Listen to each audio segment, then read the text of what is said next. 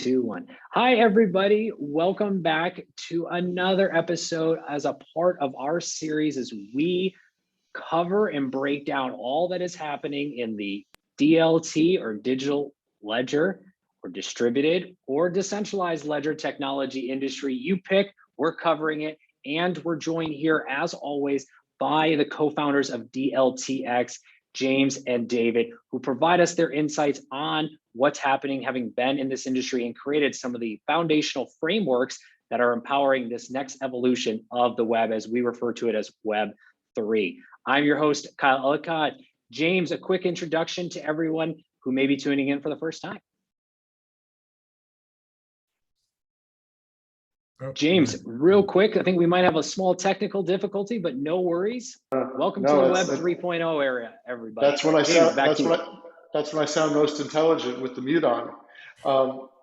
So, hi, I'm James Haft. I'm the executive chairman of DLTx. We're a publicly listed company based in Norway, which focuses on finding, investing, and developing the best protocols in the world based on distributed ledger technology platforms.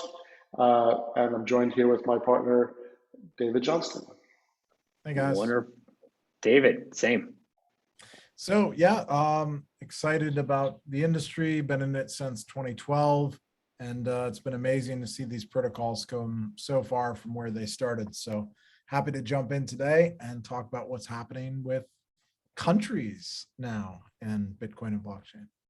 Absolutely. And that's exactly what we're going to talk about for the audience today. Earlier this week on September 7th, 2021, we had a very historical day in the DLT industry overall. And that is the day in which El Salvador, the country, went and put in place the ability to accept, buy, and also sell Bitcoin as legal tender throughout the country. It was not necessarily a requirement for all, but it now is a legal tender throughout the country. We also had a number of other big announcements that came throughout the week within about I would say almost a 48-hour period, it seemed like. September 6th, Panama teased out some news.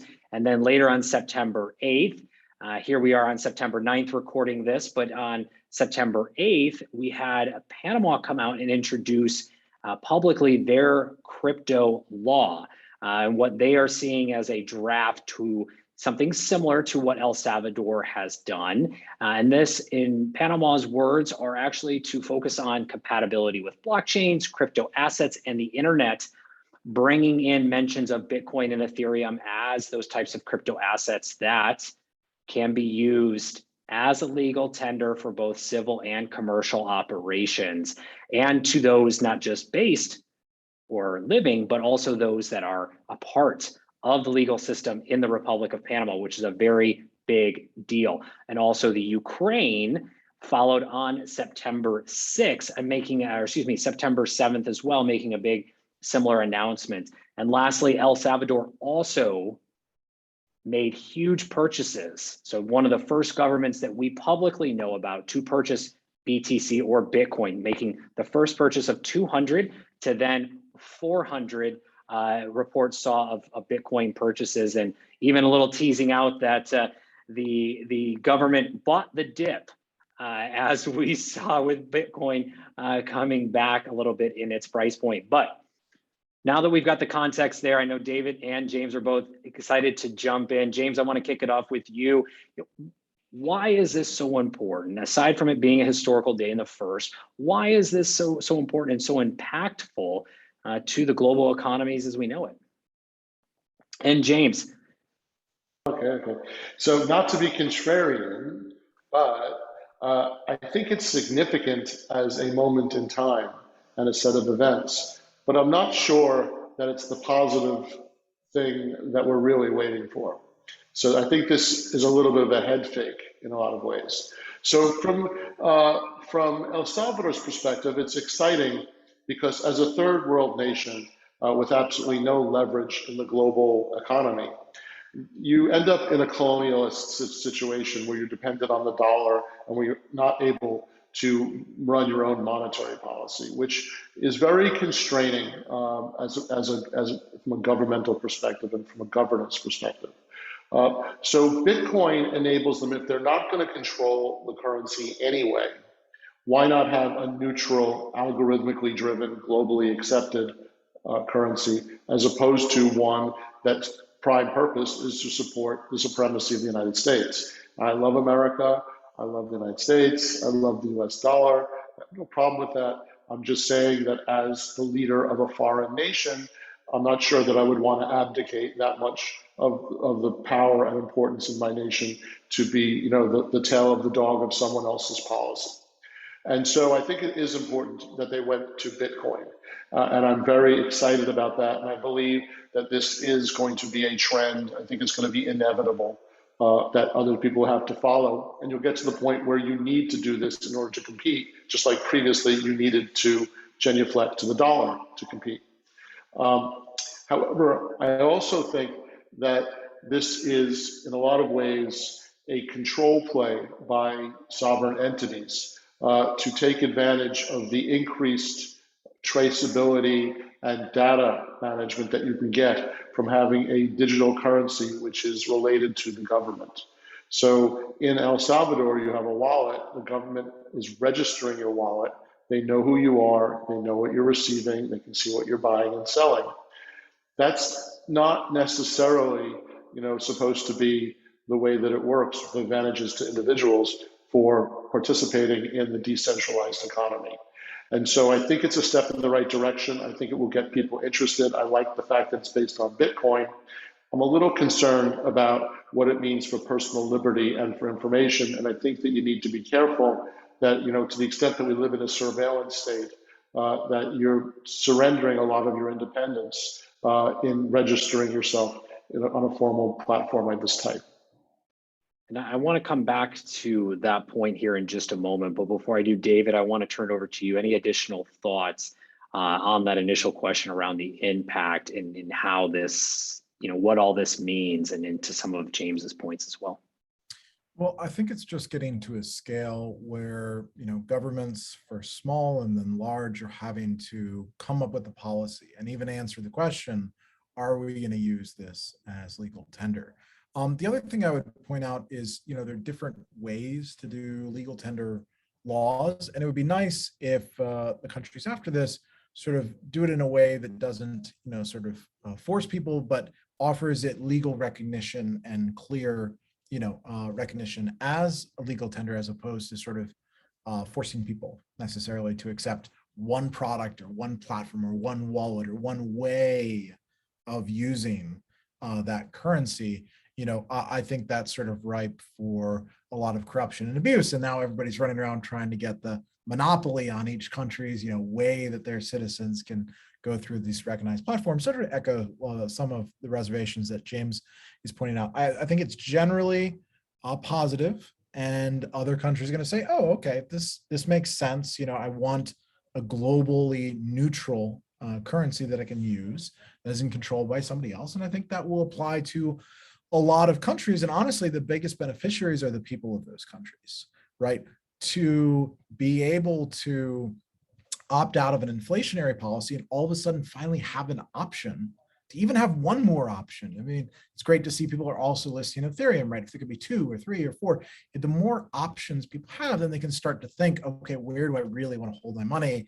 I in my old office had 3 posters full of failed government currencies, most of them printed in like the last 30 years, right? I mean, Belarusian squirrel money was my favorite. They've had 3 currencies since the fall of the wall, right? So we take for granted in the US and Europe that currencies last and there's only 5 or 10% inflation every year.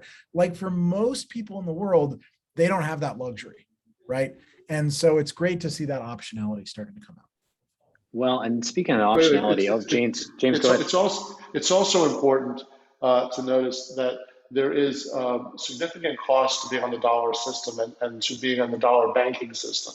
And that one of the largest sources of capital to countries like El Salvador are remittances from the first world of people supporting their families and sending money. And the rates that people pay to send their money back, first of all, incredible compliance difficulty and invasion of privacy. But on top of that, fees that go up to 20, 25%. So El Salvador is going to benefit to the tune of more than $100 million of saved fees for money that's remitted globally back into El Salvador, which is, overnight a huge improvement of their economy. Absolutely. We saw headlines, and I'll make sure to put the link in for everyone to read, but I think it was Western Union could see hundreds of millions of dollars. The number I saw in the headline was 400. Again, I'll fact check that for us, but about $400 million loss due to this shift and change. So it's not just on a citizen or a governmental level. This impacts businesses and the financial institutions, to both of your points as well. We haven't even gotten into the technicals. As you know, David, we were speaking a little bit offline before we jumped on today about, you've got Bitso, who is going to be helping to facilitate the remittance on the back end right now with US dollar, and working with, in partnership, Silvergate as the back end bank. So now you've got new institutions, new players, and new companies in on this game as well, replacing that of old. Any thoughts, David? Well, and just to speak to that 400 million, I mean, that's 400 million that should be in the pockets of the people that earned it, right? And not the people that sat as a privileged intermediary in the middle, right? And so it's great to see all these new players coming in, because that's the competition that's gonna drive down costs ultimately. Well, and speaking of that competition and optionality, as both of you used that keyword, I want to kind of repaint the landscape. So this is a big deal, as we've spoken about. It's a step in the right direction, but it's bringing Bitcoin into the picture. However, over the past year, aggressively, we've seen more activity around central bank digital currency, so CBDCs, digital dollars, respectfully, in various countries. We also have stable coins of various sorts that countries are looking at to bring into their ecosystems, and other forms that are coming in. Are we getting to a point where there's too much optionality, and or does this move paint again that first step into welcoming these others in to our lives, and we'll choose from there? David first, and then James. I already see James's mind thinking he's got a good answer. David, I'm gonna start with you.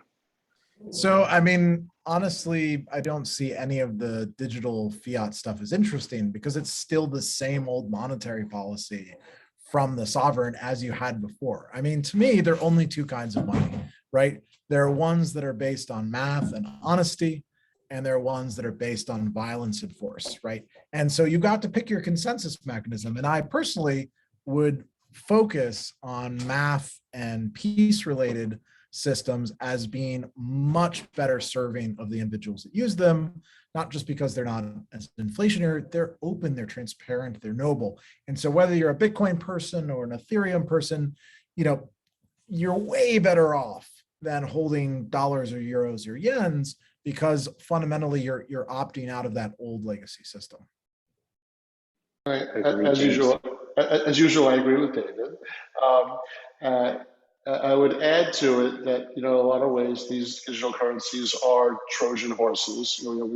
We've been fed a line that Bitcoin and digital currencies are more anonymous, more more prone to manipulation, more prone to obfuscation, illegal transactions, etc., which just isn't true.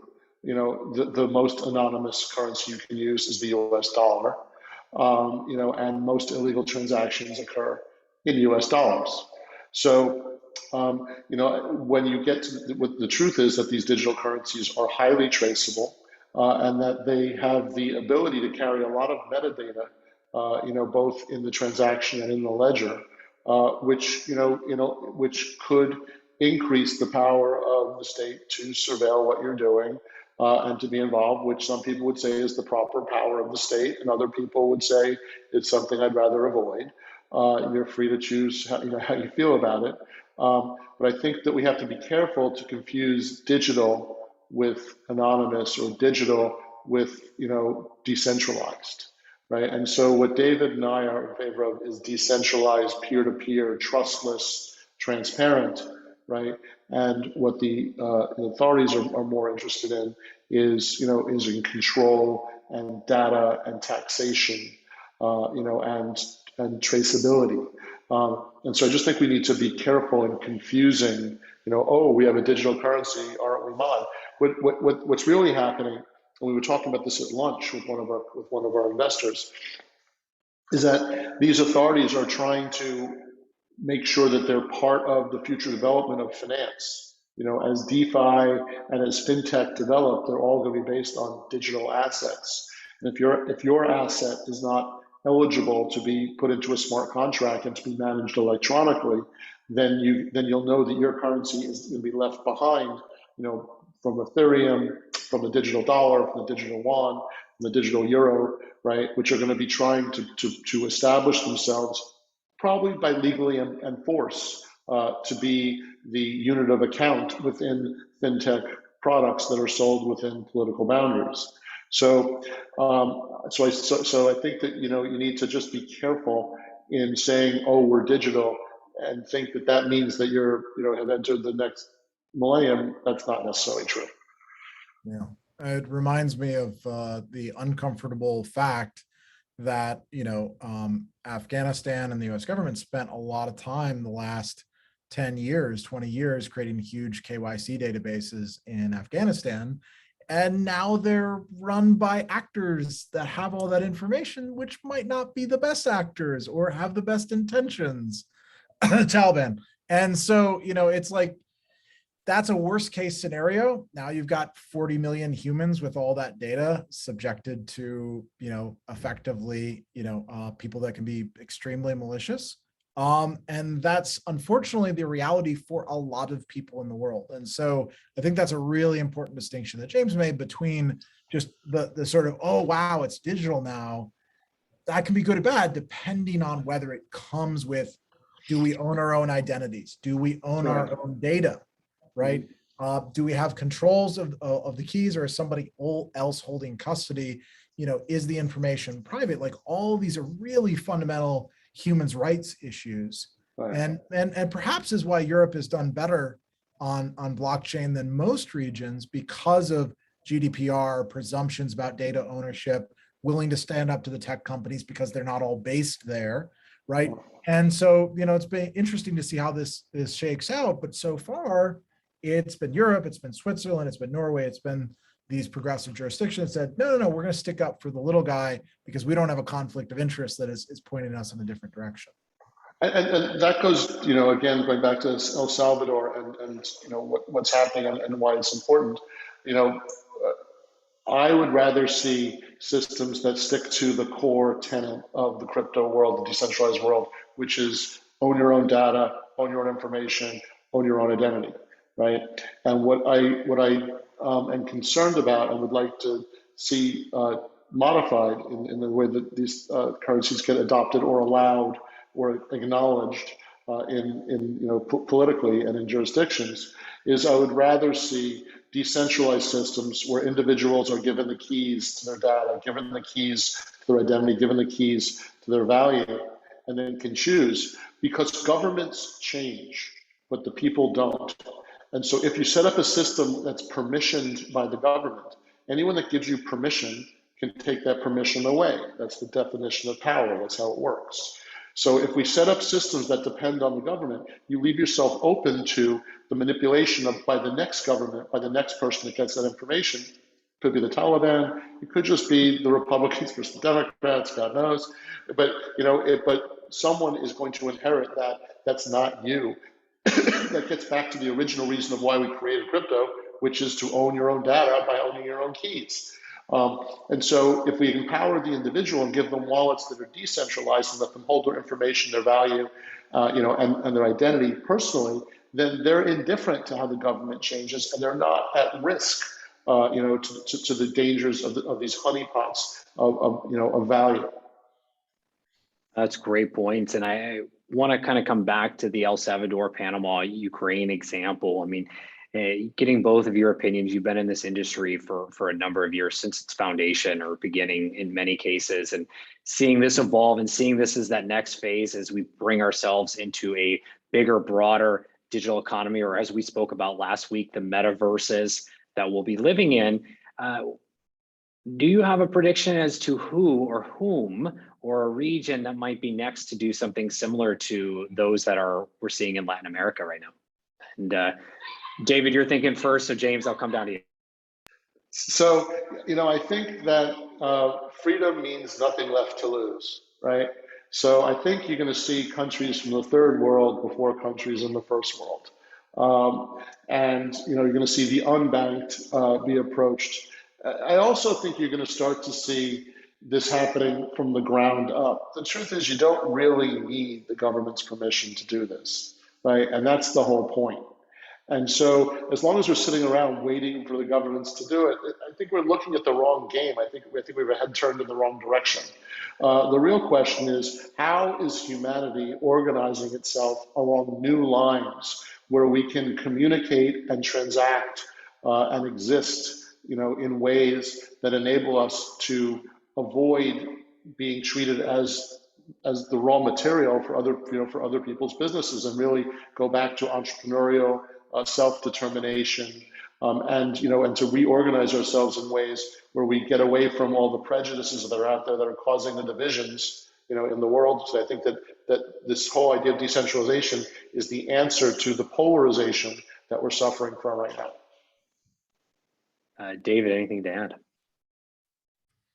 No, I think that's a great framework to think about this. Is it's effectively a once in a lifetime sort of shift from these old legacy systems. You can call it a new accounting system, you can call it a new consensus method, but it's moving us into this new era, and this is a really time to focus and put your head down and say, this is the time to get it right, because we don't have this opportunity, this reset very often, that $100 trillion is going to move from that old system to this new system the next 10, 20 years, as we move stock markets and real estate and currency and everything into these new systems.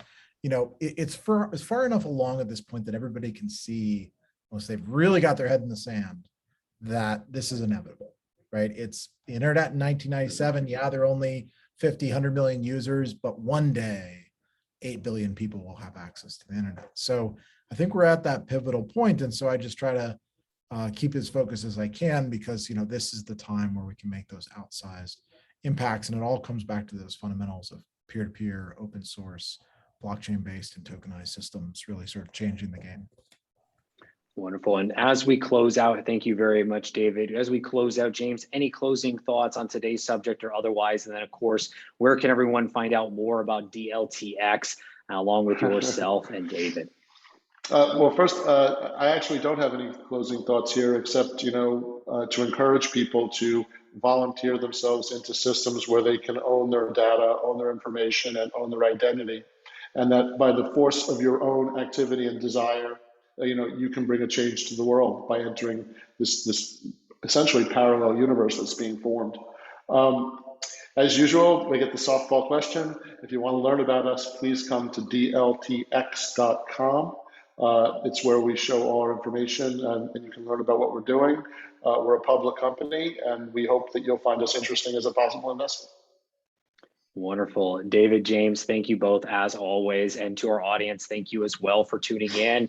As James mentioned, do check out DLTx.com to learn more about both David, James, the rest of the team, and the company as a whole, and what they're up to in the distributed ledger technology industry as a whole. I'm your host today, Kyle Ellicott. We'll be posting this video shortly, and we'll include some of those links. Everyone have a wonderful day, and we'll be back here next week with more. Take care. Thank you.